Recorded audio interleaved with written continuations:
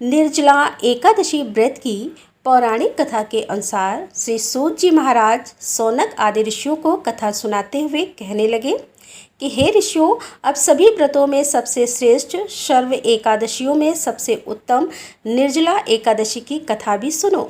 एक बार पांडव पुत्र भीमसेन ने वेद व्यास जी से पूछा कि हे महाज्ञानी पितामह, मेरे चारों भाई युधिष्ठिर, अर्जुन, नकुल, सहदेव और मेरी माता कुंती तथा मेरी पत्नी द्रौपदी एकादशी के दिन कभी भी भोजन नहीं करते। वे मुझे भी सदा ऐसा ही करने को कहते। मैं उनसे कहता हूँ कि मुझसे तो भूख सहन नहीं होती।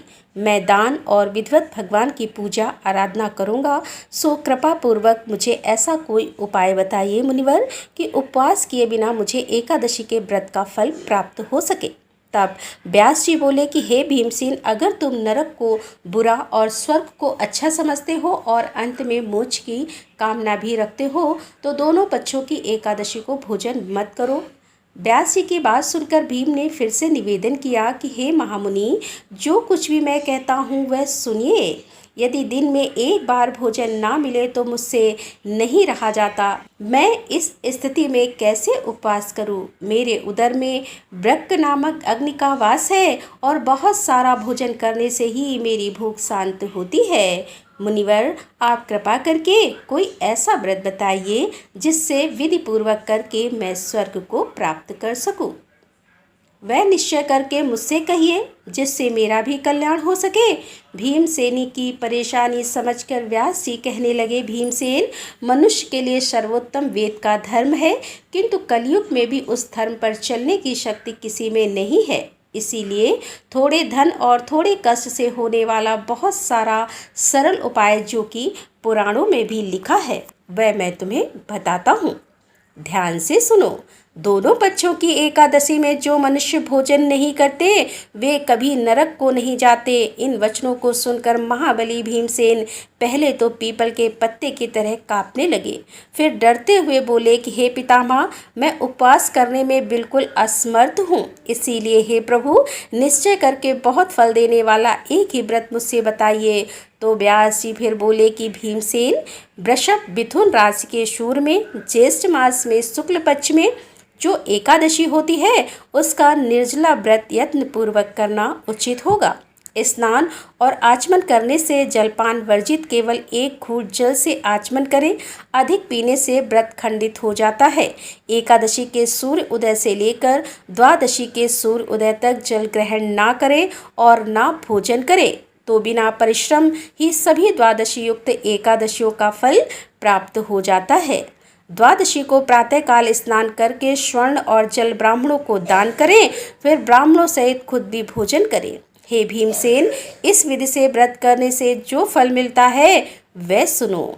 सारे वर्ष में जो एकादशी आती है उन सब का फल निसंदेह केवल इस एकादशी के व्रत से प्राप्त हो जाता है। शंख चक्र गदाधारी भगवान विष्णु स्वयं मुझसे यह कहते हैं कि सब कुछ त्याग कर केवल मेरी शरण में आ जाओ। और सुनो भीमसेन, एकादशी का व्रत निराहार करने से मनुष्य सभी पापों से मुक्त हो जाता है। सभी प्रकार के तीर्थों और सभी प्रकार के दानों में जो फल प्राप्त होता है वह सब इस एकादशी के व्रत से ही प्राप्त हो जाता है।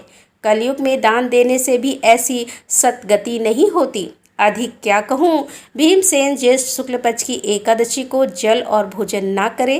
ब्रकोदर, इस एक व्रत से जो फल मिलता है उसे सुनो। सब एकादशियों व्रतों से जो धन्य धान और आयु आरोग्यता आदि की वृद्धि होती है वे सब फल निसंदेह इस एकादशी के व्रत से प्राप्त हो जाते हैं।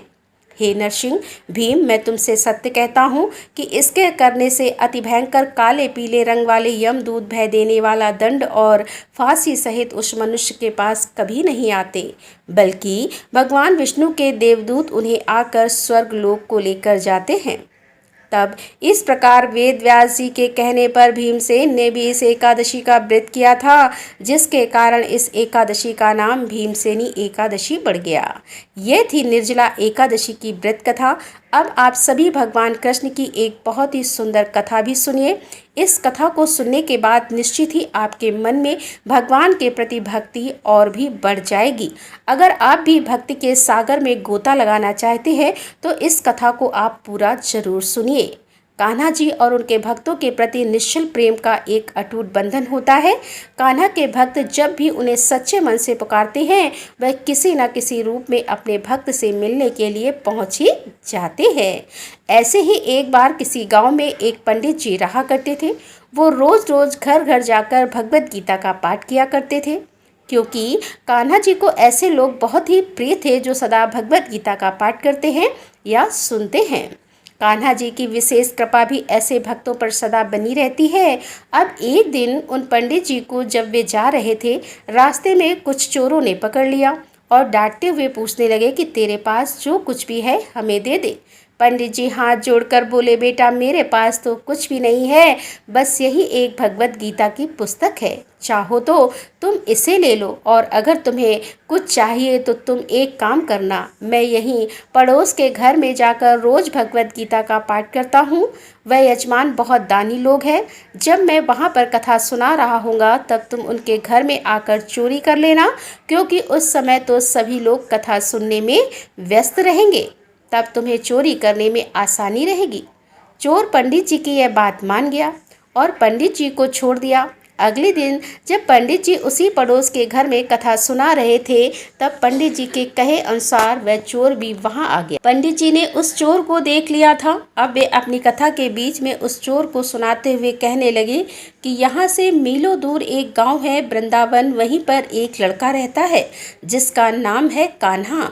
वह अक्सर वहां आया करता है। वह हीरो जवाहरात से लदा रहता है। अगर कोई लूटना चाहता है तो उसको लूट ले। वह रोज रात को उस पीपल के पेड़ के नीचे आता है जिसके आसपास बहुत सारी झाड़ियां हैं।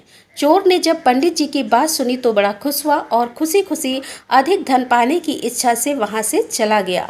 अब वह चोर अपने घर गया और जाकर अपनी पत्नी से बोला कि सुनो, आज मैं कान्हा नाम के एक बच्चे को लूटने जा रहा हूँ। सुना है कि वह हीरे जवाहरात से लदा रहता है और जहाँ रहता है वह जगह यहाँ से मीलों दूर है। तुम एक काम करो, मुझे रास्ते में खाने के लिए कुछ खाना बांध दो।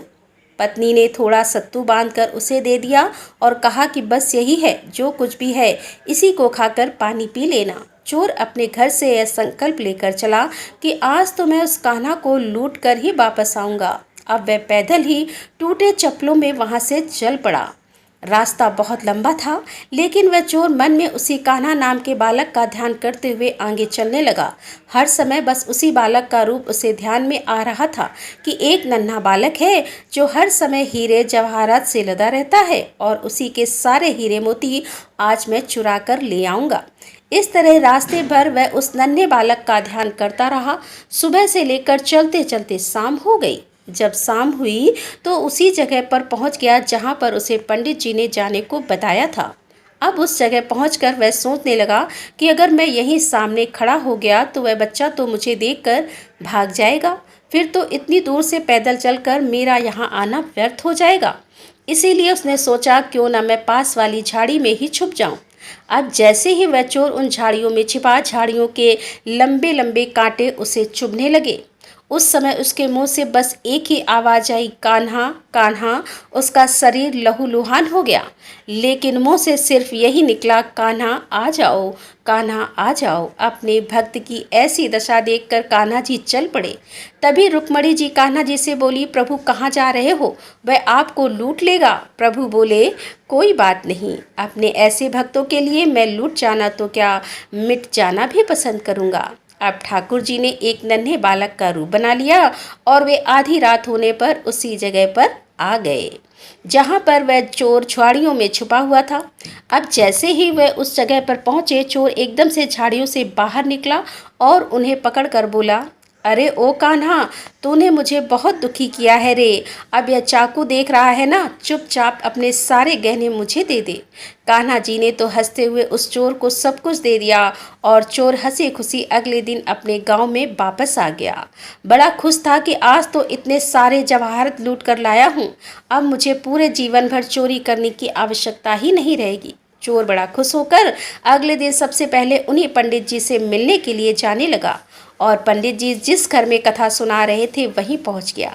जितने भी गहने वह चोरी करके लाया था उनका आधा हिस्सा उसने ले जाकर पंडित जी के चरणों में रख दिया। पंडित जी ने जब देखा तो पूछने लगे, भाई ये क्या है?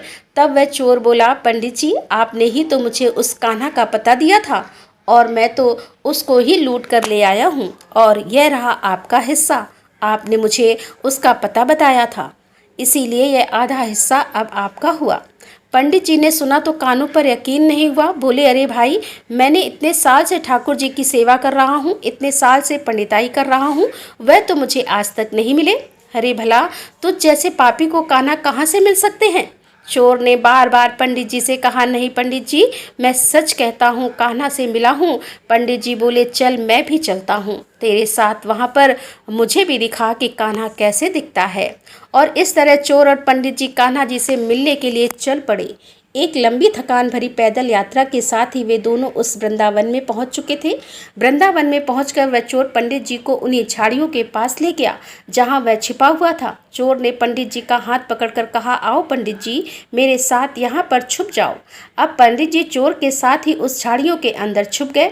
दोनों का शरीर कांटों से लहूलुहान हो गया और मुंह से दोनों की बस एक ही आवाज़ निकली, कान्हा आ जाओ। मध्यरात्रि में कान्हा जी फिर से एक बालक का रूप धरकर वहीं आ गए। देखते ही चोर और पंडित जी झाड़ियों से बाहर निकल आए। पंडित जी की आंखों में खुशी और प्रेम के आंसू थे। कान्हा जी को देखते ही वह तो फूट फूट कर रोने लग गए। पंडित जी तो कान्हा जी के चरणों में गिर पड़े। थोड़ी ही देर में कान्हा जी वहां से अंतर्ध्यान हो गए और तब पंडित जी वापस अपने होश में आए और उस चोर के गले लगकर फूट फूट कर रोने लगे। बोले कि भाई, हम जिसे आज तक देखने के लिए तरसते रहे, जो आज तक लोगों को लूटता आया है, उसे तो तुमने ही लूट लिया। तुम तो धन्य हो भाई, और आज तुम्हारे ही कारण मुझे कान्हा के दर्शन हुए हैं। तुम धन्य हो। तो ऐसा है ठाकुर जी का प्यार अपने सच्चे भक्तों के लिए। वो जो भी उन्हें दिल से पुकारते हैं भागे चले आते हैं। तो प्रेम से कहिए, बाके बिहारी लाल की जय। एक बार देवर्षि नारद जी बैकुंठ लोक को गए। वहां उन्होंने भगवान श्री लक्ष्मी नारायण जी को प्रणाम किया। फिर नारद जी ने श्री हरि से कहा, प्रभु, अब धरती पर आपका प्रभाव कम हो रहा है। धर्म पर चलने वाले को कोई अच्छा फल नहीं मिल रहा है। जो पाप कर रहे हैं उनका भला हो रहा है। तब श्री हरि कहने लगे, ऐसा नहीं है देवर्षि, जो भी हो रहा है सब नियत के कारण हो रहा है।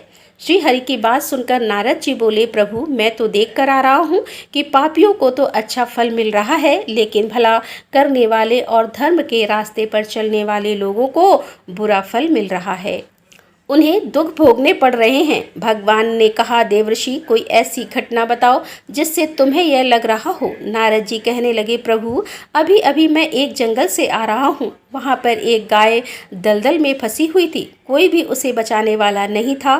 थोड़ी ही देर के बाद मैंने देखा कि एक चोर उधर से गुजरा। दलदल में फंसी हुई गाय को देखकर वह रुका तक नहीं, बल्कि उस गाय पर पैर रखकर वह दलदल से भरा हुआ गड्ढा लांघ कर आगे निकल गया। आगे गया तो उसे चोर को सोने की मोहरों से भरी एक थैली मिली। थोड़ी ही देर बाद वहां पर एक साधु महाराज आए। उन्होंने उस गाय को दलदल में फंसा देखा तो गाय को बाहर निकालने की पूरी कोशिश की और पूरी ताकत लगाकर आखिरकार उस गाय को निकाल लिया। गाय को बाहर निकालने के प्रयास में साधु महाराज खुद दलदल में लथपथ हो गए थे। जब वह साधु महाराज आगे बढ़े तो एक गड्ढे में गिर गए और उन्हें चोट लग गई। प्रभु, अब आप ही बताइए कि ये कौन सा न्याय है। नारद जी की पूरी बात सुन लेने के बाद श्री हरि बोले, देवर्षि, यह सही ही हुआ। जो चोर गाय पर पैर रखकर भाग गया था, उसकी किस्मत में तो एक खजाना था, लेकिन उसके इस पाप के कारण उसे केवल कुछ मोहरें ही मिल पाई। वही उन साधु महाराज को गड्ढे में इसलिए गिरना पड़ा क्योंकि उनके भाग्य में उस समय मृत्यु लिखी थी, लेकिन एक गाय को बचाने के कारण, दलदल से बाहर निकलने के कारण उनके पुण्य बहुत अधिक बढ़ गए और उनकी मृत्यु बस एक छोटी सी चोट में बदल गई। इंसान के कर्म से ही उसका भाग्य तय होता है देवर्षि, इसीलिए अच्छे कर्म करना कभी भी नहीं छोड़ना चाहिए। श्री हरि की बात सुनकर देवर्षि नारद जी मुस्कुराते हुए और प्रभु को प्रणाम करते हुए नारायण नारायण कहकर प्रभु की रचाई हुई सृष्टि की अन्य लीलाएं देखने के लिए चल पड़े। प्रेम से बोलिए श्री लक्ष्मी नारायण भगवान की जय। अब सुनिए एकादशी माता की कथा। इस कथा को सुनने से ही एकादशी का व्रत पूरा माना जाता है। तो श्रोताओं, एक बार एक बूढ़ी माँ ने एकादशी का उपवास रखा। बड़े ही भक्तिभाव से वह एकादशी की पूजा किया करती थी। वे बूढ़ी हो चुकी थी। उन्हें वृद्धावस्था में कोई भी ऐसी वस्तु चाहिए थी जो वे एकादशी का उपवास रखती, क्योंकि एकादशी का उपवास रखने से तो श्रीहरि की कृपा से सब कुछ मिल जाता। वह बूढ़ी माँ तो अपने बच्चों के लिए, अपने परिवार की सुख सुविधा के लिए इतना कठिन व्रत रखती थी। वे दिन भर तो बड़ा कठिन मन करके और अपनी प्यास को किसी तरह से रोके रहीं, क्योंकि एकादशी के व्रत में वो जल की एक बूंद भी ग्रहण नहीं करती थी।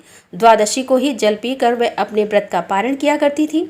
दिन भर उन्होंने किसी प्रकार अपने मन को संयमित रखा, पूजा पाठ की, व्रत की कथा पढ़ी, सुनी और फिर पंडित जी को मिट्टी के एक पात्र में जल भरकर पानी और मौसमी फल दान में दिए। दोना भरकर शक्कर भी वितरित की। उन्हें गर्मी के कारण बड़ी बेचैनी हो रही थी। एक तो निराहार और निर्जल रहकर उपवास रखा था और ऊपर से प्यास भी सता रही थी।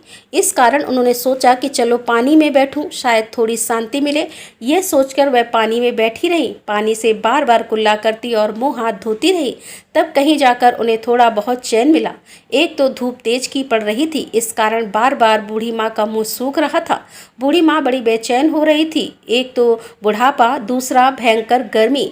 बुढ़ापे की तो स्थिति कुछ ऐसी होती है, बड़ी मुश्किल से धीरज बांधते हुए अब किसी प्रकार रोत होकर दिन कट गया। अब बूढ़ी माँ के सामने पहाड़ सी लंबी रात थी, जिसका कट पाना बड़ा ही मुश्किल दिखाई दे रहा था। चारपाई पर पड़ी हुई बूढ़ी माँ को किसी प्रकार भी शांति नहीं मिल रही थी।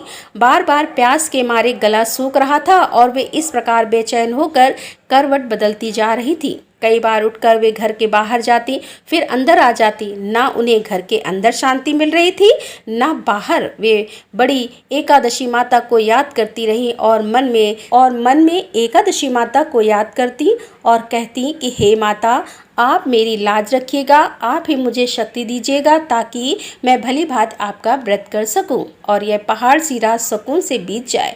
प्यास के कारण बूढ़ी माँ की बेचैनी तो बढ़ ही रही थी। उन्होंने धैर्य रखने का बहुत प्रयास किया, लेकिन आखिरकार उनकी सहनशीलता की सीमा टूट गई और वे घबराकर प्यास के मारे एकदम चिल्ला पड़ी। बचाओ बचाओ! बूढ़ी माँ का चिल्लाना सुनकर उनके परिवार के सभी सदस्य उनके पास इकट्ठे हो गए और बूढ़ी माँ की चारपाई के पास पहुँच गए। सब बोले, अम्मा जी, क्या हुआ? आपको क्यों चिल्ला रही हो? और जब आपसे व्रत नहीं रखा जाता तो इस बुढ़ापे में इतना कठिन व्रत क्यों कर रही हो? अम्मा जी, अगर शरीर में ताकत है तभी तो भक्ति हो पाएगी। आप पानी पी लीजिए। बूढ़ी माँ अपने परिवारजनों से बोली कि मेरे तो प्यास के मारे प्राण ही निकल जा रहे हैं। जरा जल्दी से मेरी छाती पर ठंडे पानी का घड़ा तो रख दो। नातियों ने दौड़कर दादी की छाती पर ठंडे पानी का बर्तन रख दिया। तब कहीं जाकर उन्हें थोड़ा बहुत सुकून मिला और जब सुकून मिला तो थोड़ी देर के लिए उन्होंने अपनी आंखें बंद कर लीं। इधर एकादशी माता सोचने लगी, यह तो बूढ़ी माँ लेकिन बड़े नियम से मेरा व्रत रखती है, चलकर इनकी परीक्षा लेनी चाहिए। ऐसा विचार कर एकादशी माता आधी रात को मुर्गा बनकर कुकड़ू कू करने लगी। मुर्गे की टेर सुनकर बूढ़ी माँ जल्दी से उठी और बाहर जाकर आसमान की ओर निहारने लगी, लेकिन आसमान में तो कहीं भी उन्हें सुबह का तारा दिखाई ही नहीं दिया। अब वे सोचने लगी कि फिर यह मुर्गा भला क्यों और कैसे बोल गया। एक तो उन्हें प्यास लग रही थी, अब थोड़ा बहुत उनका मन भी बेचैन होने लगा। आखिरकार उन्होंने ये दृढ़ निश्चय किया कि अब तो मैं इस व्रत को पूरा करके ही छोड़ूंगी, फिर चाहे व्रत पूरा होने तक मेरे प्राण ही क्यों ना निकल जाएं। मन में ऐसा पक्का निश्चय कर वह वापस चारपाई पर आकर लेट गई। थोड़ी ही देर के बाद एकादशी माता ने उनके फिर से परीक्षा लेनी चाहिए तो वह एक छोटी सी कन्या का रूप धरकर गिलास में मीठा पानी लेकर उनके सिरहाने खड़ी हो गई और जोर जोर से बोली, दादी जी, सवेरा हो गया है, आप हाथ मुंह धोकर शरबत पी लीजिए। पहले तो शरबत का भरा हुआ गिलास देखकर बूढ़ी माँ का मन ललचा गया। प्यास के मारे गला जो सूख रहा था, किंतु अचानक उन्हें याद आया कि उनका तो एकादशी का उपवास है। फिर उन्होंने सोचा कि अभी तो मैं किसी भी तरह से यह शरबत नहीं पी सकती और फिर वे चुपचाप वापस अपनी चारपाई पर लेट गई। जैसे ही उनकी आंख लगी तभी उन्हें एहसास हुआ कि मानो किसी ने उन्हें पानी से भरे हुए कुएं में पटक दिया हो। वे बहुत देर तक उस कुएं में हाथ पांव चलाती रहीं, लेकिन इस बीच उन्होंने अपने मुंह में पानी की एक बूंद भी नहीं जाने दी।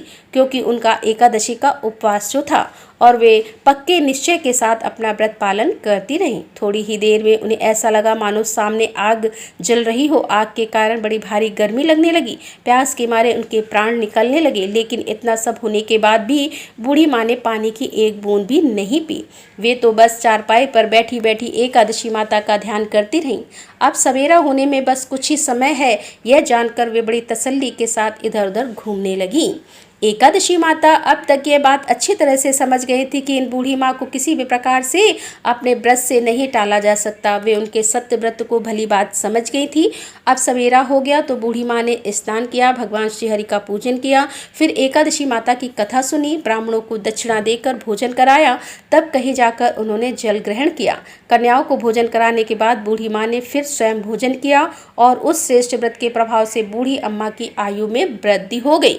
उनकी आयु बढ़ गई। उनका घर परिवार हरा भरा हो गया। अब उनके घर में किसी भी चीज की कोई अभाव नहीं रहा। उनके घर हर प्रकार के सुख साधनों से भर गया। नाती नातिन से उनका घर भर गया और वे उसी दिन से 12 महीने की एकादशी का व्रत करने लगी। एकादशी माता के व्रत के पुण्य के प्रताप से इस संसार में हर प्रकार के सुख भोग कर वह बूढ़ी माँ अंत में भगवान श्री हरि के धाम को चली गई। जैसे एकादशी माता ने उन बूढ़ी माँ को और उनके परिवार को हरा भरा किया, वैसे ही हे एकादशी माता हम सभी की मनोकामनाएं पूर्ण कीजिएगा। प्रेम से बोलिए श्री लक्ष्मी नारायण भगवान की जय। एकादशी माता की जय।